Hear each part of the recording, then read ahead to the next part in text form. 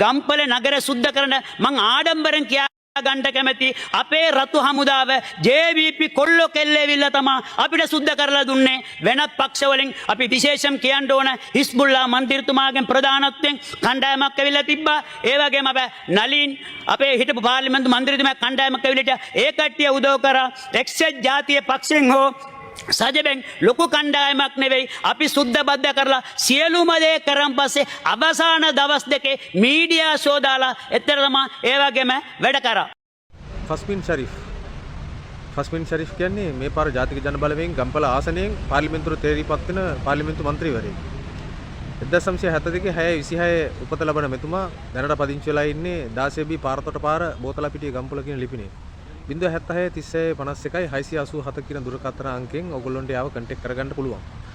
අපි දැක්ක එතුමා පහුගිය දවසක පාර්ලිමේන්තුවේ මාර ආතල් ටිකක් දෙනවා. ඒ හින්දා ගරු මන්ත්‍රීතුමාට අපි එහෙම කියන එක වැරදි. නමුත් ඇත්ත දේ හරියට අපි කියන්න ඕනේ. ඒවිල්ලා ගරු මන්ත්‍රීතුමා කරුණාකරලා ගැලරිය හිරස්සන වැඩ නම් කරන්න එපා. මොකද මේ ගැලරියේ දරුවනුත් ඇවිල්ලා බලාගෙන ඉන්නවා මේ ගැලරිය. ඒ නිසා ওই වගේ ගොන් ආතල් දෙන්න එපා පාර්ලිමේන්තුවේ. මොකද ඔබතුමා කියලා තිබ්බ ඔබතුමාලාගේ රතු බලකාය තමයි ඇවිල්ලිවල ගම්පල සම්පූර්ණ සුද්ධ කරලා දුන්නේ කියලා. එහෙනම් ඔබතුමා මොකක් හරි හීනයක් හරි දැකලා ඒ හීනේ තිබ්බ ටික තමයි ඔබතුමා මේ කියනවා ඇත්තේ පාර්ලිමේන්තුවේදී. ඒ නිසා පාර්ලිමේන්තුව රවට්ටන වැඩ ජනාධිපතිතුමා රවට්ටන වැඩ ඔබතුමා කරන්න එපා. හේතුව මොකක්ද දන්නවද? මේ ගම්පල ඇවිල්ලා ස්වේච්ඡා සංවිධාන ටික නැත්තම් අද ගම්පලක් නැහැ කියන එකත් ඔබතුමාලා හිතේ තියාගන්න. වත්මන් ආණ්ඩුවට කරපු හැම වැඩ කටයුත්තක්ම ආණ්ඩුව විතරක් කරපු දේවල් හැටියට දකිනවා නම් මම හිතන්නේ ඒක ඔබතුමාලාට වැරදිලා. ඒ නිසා ඔබතුමාලා බොහොම සීබුද්ධියෙන් කතා කරන දේවල් හරියට ඒ විදිහට කියන්න. මොකද සමස්ත සමාජයේ සියලුම මිනිස්සු මේ දිහා බලාගෙන ඉන්නේ. කොච්චර කැපවීම කරපු තරුණියෝ හිටියද? ව්‍යාපාරිකයෝ හිටියද? වෙළඳ මහතුන් හිටියද? නොයෙකුත් ආකාරයෙන් මේ මිනිස්සු තමයි ඇවිල්ලා මේ ගම්පල ගොඩ දැම්මේ. දකුණෙන් ඇවිල්ලා ගම්පලට මාර ගේමක් දීලා කෑම් බීම ටික හැමදේම අඩුපාඩුවක් නැතුව මේ මිනිස්සු ඒ පැත්තෙන් ගොඩ දාද්දී උතුරු නැගෙනහිර පැත්තේ මිනිස්සු ඇවිල්ලා ගෙවල් ටික සුද්ධ බුද්ධ කරලා දීලා ඒ ටික කරා. ස්වේච්ඡා සංවිධාන ටික මාර ගේමක් ගැහුවේ. මේ සමාජ සේවා කරන අපේ තරුණයෝ ටික පට්ට ගේමක් දුන්නේ. තරුණයෝ ටික පට්ට ගේමක් දුන්නේ. ඉතින් එහෙමයි කරේ. ඔබතුමා ඇවිල්ලා ජාතික ජන බලවේගයෙන් විතරක් ඇවිල්ලා ඉවරලා මේක කරා කියලා ඔබතුමා මොනවද කියන්නේ? නලින් ඇමතුමා ආවා කියලා කියනවා. නලින් ඇමතුමා මොනවද ආවේ? නලින් වගේ හැව වගේ තමයි අපිට නම් තේරෙන්නේ. ඒ නිසා ওই වගේ දේවල් ඔබතුමාලා කියන්න එපා.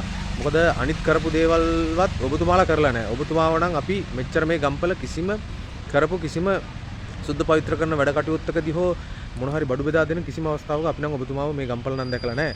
ඒ හිතා ඔබතුමා ගම්පල මේ දෙන ආතල් ටෝක් ඒවා පාර්ලිමේන්තුවේ සමහරව විශ්වාස කරනවා ඇති. හැබැයි අනුත් මිනිසුන්ට දෙන්න එපා. මොකද මේක ඇත්ත නැත්ත මොකද්ද කියන එක බොහොම හොඳ ආකාරවම ගම්පල මිනිස්සු හැම කෙනෙක්ම දන්නවා. වික්ටර් නිසා යටවුණු ගම්පල වෙනද ව්‍යාපාර ටිකවත් තාම හරියට ගොඩ දාගන්න බැරුව ඉන්නේ මේ මිනිස්සු. ඒව ගැන හොයලා බලන්න හරියට නිලධාරියෙක් බලධාරියෙක් නැති එකත් එක පැත්තක අඩුවක් තමයි. නමුත් ඔය පාර්ලිමේන්තුවේ ගිහලා මහ ලොකු පම්පෝරි ගහන කතා කියන ওই මිනිස්සු මේ මහ පොළොවේ යථාර්ථයේ ජීවත් වෙලා බලන්න ඕනේ මිනිස්සුන්ගේ ඇත්තම දුක කඳුල වේදනාව කියන්නේ මොකද්ද කියලා. එහෙම නැතුව නිකන් කටරාව පළියට ගිහිල්ලා දොඩවලා තමන් ලකුණු ටිකක් දාගෙන පොරවල්ලා වෙන්න හදන චරිත වැඩක් නැහැ කතා කරලා. හැබැයි ඊළඟ පාර ඡන්දයක් ආවොත් නම් මිනිස්සු අනිවාර්යෙන් පිළිතුරු දෙන්න බොහොම සූදානම්ින් ඉන්නේ. ඒක හැම කෙනෙක්ම බොහොම හොඳට මතක තියාගන්න ඕනේ. අනික මේ දිට්ඨ නිසා මේ නැති වුණ හැම ජීවිතයකටම වග කියන්න ඕන කොටස්කරුවෙක් පංගුකරුවෙක් තමයි ජාතික ජන බලවේගයේ ප්‍රමුඛ ආණ්ඩුව කියන එකත් මතක තියාගන්න ඕනේ. මොකද කොත්මලේ වේල ස්වයංක්‍රීයව දොරටු ටික විවෘත වෙලා ඒ ජල ධාරිතාව මහවැලිගඟට එකතු වෙනකම් මේ නිලධාරී මොනවද කරේ බලධාරී මොනවද කරේ කියන එක බරපතල ගැටලුවක්. අපිට තියෙන ඇත්තම මහ විශාලම ගැටලුව තමයි ඇත්තෙන්ම 2025 අයවැය ආපදා සඳහා වෙන් කරපු මුදල් ටික වියදම් කරගන්න හිතුමතා කරපු ක්‍රියාවක්ද කියන එකත් අපිට මේ වෙලාවේ මතකෙට එනවා. ඒ නිසා මේවට අනිවාර්යෙන් ආණ්ඩුව මේ හැමදේම දැන් මේ වෙනකොට යට ගිහිල්ලා තිබ්බට මේ හැම දෙයකටම පිළිතුරු දෙන්න වෙනවා වත්මන් ආණ්ඩුවට ඒ වගේ මේ ඉන්න පාර්ලිමේන්තු මන්ත්‍රීවරුන්ට. එහෙම නැත්නම් ඕගොල්ලොන්ට නිසියාකාර දඩුවම් මේ ස්වභාව ධර්මයෙන්ම ඒ අයටත් අනිවාර්යෙන්ම ලැබෙනවා නිසකයි කියන එකත් බොහොම හොඳට මතක තියාගන්න ඕනේ. ජනාධිපතිතුමා රට වටේ වැඩි බණ කී යනවා ලක්ෂ 5ක් දෙනවා 10ක් දෙනවා කී. ඊට පස්සේ එතුමා එහෙට ගිහිල්ලා ඉවරලා චක්‍රලේඛන ගහලා මේ මහ පොළොවේ යථාර්ථවත් විදිහට ක්‍රියාත්මක වෙන්න බැරි විදිහට චක්‍රලේඛන ගහලා නිලධාරීන් අසර කරනවා. නිලධාරීන් තමයි මේ මිනිස්සු ගාවට යන්නේ. මේවා හරියාකාරයේ කළමනාකරණය කරලා දෙන්න. අන්තිමට නිලධාරීන් තපාසුරපත් වෙනවා. ඉතින් මේ වගේ කොන් වැඩ කරන ආණ්ඩුවක් තමයි මම නම් හිතන්නේ මේ වත්මන් ආණ්ඩුව. තාම NBRO එකකින්වත් හරියට ගම්පල ප්‍රදේශයේ නායකයෙකු ස්ථාන හරියට නිරීක්ෂණයක්වත් කරලා නැහැ. ඉතින් මිනිස්සු සෑහෙන අපහසුතාවයට පත් වෙලා ඉන්නේ. මේ මිනිස්සු කොහොමද නැවත තමන් හිටපු ගෙවල් වලට යන්නේ කියලා බිත්ති පුපුරලා බිත්ති නැහැ සමහර ඒවාගේ.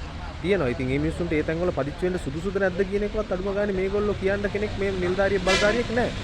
ඉතින් එහෙම මිනිස්සු තමයි මේ පාර්ලිමේන්තුවේ තාම පම්පෝරි ගහන්නේ. ඉතින් මේක මේ ඉන්න මිනිස්සු හරියාකාරයෙන් නිසි අවබෝධයෙන් මේක ඔළුවට දාගන්න ඕනේ අනිවාර්යෙන්ම. අනිත් එක ඒකටම හරියන්න ගම්පොළ ප්‍රාදේශීය ලේකම්තුමියක් ඉන්නවා. එතුමියට හැමදාම පේන්නේ අම්බුලාව විතරයි. ජනාධිපතිතුමාවත් කතා කරන්නේ අම්බුලාව ගැන, වෙන මොන හරි දෙයක් තිබ්බත් කතා කරන්නේ අම්බුලාව ගැන. අම්බුලාවෙන් තොර ලෝකයක් එතුමියට නැහැ. නමුත් එහෙම නෙවෙයි. මේ ගම්පොළ ආසනේ මම හිතන්නේ මේ ප්‍රාදේශීය ලේකම් කොට්ටාසවල සෑහෙන නිලධාරීන්ගේ පුරප්පාඩුවක් තියෙනවා. අඩුම දේ ඇවිල්ලි ඉවරලා ග්‍රාමනිලධාරීන්ගේ මහ විශාල පුරප්පාඩුවක් තියෙනවා. තාම ඒ ටිකවත් හරියට මේගොල්ලන්ට ඒ පුරප්පාඩුවකට නිසියාකාර නිලධාරීන් පත් කරගන්න බැරි වෙච්ච ආණ්ඩුවක් තමයි මේ තියෙන්නේ. දිස්ත්‍රික් ලේකම්තුමාට නිසියාකාරයෙන් මේ පිළිබඳ දැනුවත් කිරීමක් කරලා මේ මිනිස්සු විභාගාතේ හැමතැනම දුවනවා. මොකද කොට්ටාසෙට අදාළ වසමට අදාළ ග්‍රාම නිලධාරීතුමා කවුද කියලාවත් දන්නේ නැහැ. ආර්ථික නිලධාරීතුමා තුමිය කවුද කියලා දන්නේ නැහැ. මිනිස්සු එහෙ දුවනවා මෙහෙ දුවනවා. මිනිස්සු මාර විදිහට අසරණ වෙලා තියෙන්නේ. ඒ හින්දා මේවා හොයලා බලලා කරන්න ඉස්සල්ලා. අඩුම ගානේ මේ ගම්පල ආසනේ මේ අඩු වෙලා තියෙන මේ පුරප්පාඩු ග්‍රාම නිලධාරී පුරප්පාඩු ටික දාලා මේ වසම් ටික හරියට පෙළ ගස්සන්න. එතකොට මේ මිනිස්සු අපහසුතාවකින් තොරව මේ මිනිස්සු කොහොම හරි වැඩ ටික කරගයි. ඉස්සල්ලා මේවයි කරන්න ඕනේ. පොප්පෝරි ගහන්න කලින් රතු බලකායයි නිල් බලකායයි කී ඉඳලා වැඩක් නැහැ മന്ത്രിතුමා. මේවා බල්ලි ඉවරලා මේවා කරලා ඉන්න ඉස්සල්ලා ඊට පස්සේ කතා කරන්න එන්න අනිත් දේවල් ගැන. පාර්ලිමේන්තු මන්ත්‍රීවරයෙක් කියන්නේ මීට වඩා වගකීමෙන් කැපවීමෙන් වැඩක් කරන්න ඕන පුද්ගලයෙක්. නමුත් ඔබතුමාගේ ඒ දේ තිබ්බේ නැහැ. ඉතින් ඇත්තටම හරිම දුකයි මේ ඔබතුමා වගේ කෙනෙක් පාර්ලිමේන්තුවට ගියපු එක ගැන. ඒක ඉතින් අපේ සමාජයේ හිටපු අතලොස්සකගේ මෝඩ වැඩක් කියලා තමයි මම නම් දකින්නේ. මොකද මීට වඩා ක්‍රියාකාරීත්වයේ තියෙන පිරිස් හිටියා පාර්ලිමේන්තුව යවන්න. නමුත් ආපු රැල්ලට ඔබතුමා මුහුදට ගහගෙන ගියාට ඊළඟ රැල්ලට වෙරළට එන්න වෙනවා කියන එකත් මතක තියාගන්න. ඔබතුමා හිතුවේ ආපු රැල්ලට මුහුදට ගිහිල්ලා හැමදාම මුහුදේ ඉන්න පුළුවන් කියලා. හැබැයි මුහුදේ හැමදාම ඉන්න හම්බෙන්නේ නැහැ ගරු මන්ත්‍රීතුමා. මොකද ආයෙ පාරක් ඊළඟ රැලි වලට ගහගෙන වෙරළට එන්න වෙනවා. අන්න එදාට ඔබතුමාට තේරෙයි මේ ඔබතුමාගේ පළවෙනි සහ අවසාන අවස්ථාව වෙන්න පුළුවන් පාර්ලිමේන්තුවට ගියපු. ඉදිරියට නම් එහෙම අවස්ථාවක් ලැබෙයිද කියලා දන්නේ නැහැ. ඇත්තෙන්ම කිව්වොත් ස්වේච්ඡා සංවිධාන ටිකයි මේ ඉන්න තරුණ පිරිස් ටිකයි තමයි එකතු වෙලා උපරිම ගේම ගොඩ දැම්මේ. අනිකුත් පිටස්තර ප්‍රදේශ වලින් ආපු කට්ටිය තමයි ඊටු ටික උපරිම හෙල්ප් එකක් දීලා ඉවරලා ඔක්කොම කරේ. ඒ ආරෙන් ජාතික ජනබලවේගයේ ගම්පල ඇතුලේ කරපු ටික නම් ඕන කෙනෙක් දන්නවා. අනික ඇවිල්ලා ජනාධිපතිතුමා එදා මහනුවරට ඇවිල්ලි ඉවරලා කසල ටික බැහැර කරන්න පුළුවන් ඉඩමක් දීලා තිබ්බා. ඒකට අඩුම ගානේ මධ්‍යම පරිසර අධිකාරිය අනුමැතියවත් ගන්න බැරි වුණ ඔබතුමාලා තමයි මේ මෙහෙම 1000 ටෝක් දෙන්නේ පාර්ලිමේන්තුවේ. ඌවා හොඳයි ඔය ඇත්තටම ටීට් එක කට එක ගත්ත තොත්ත බබලට. ඒ හින්දා ඔබතුමාලා මේ වගේ දේවල් නම් කරන්න එපා කියන නරු ඉල්ලීම කරනවා. මුලින්ම ඇත්තටම මේකට ගහන්න ඕනේ ඇවිල්ලා මේ වගේ මිනිස්සුන්ට ඡන්දෙ දීපු අයට ගහන්න ඕනේ වෙන මොකකින්වත් නෙවෙයි හරකගේ PAKEN එකෙන් ගහන්න ඕනේ. එතකොට තමයි හරියන්නේ. ඊළඟ පාරේ මිනිස්සුන්ට මොලේ පෑදිලා හරි කෙනෙක් හරි තැනටපත් කරොත් මං හිතන්නේ වැඩක් වෙයි.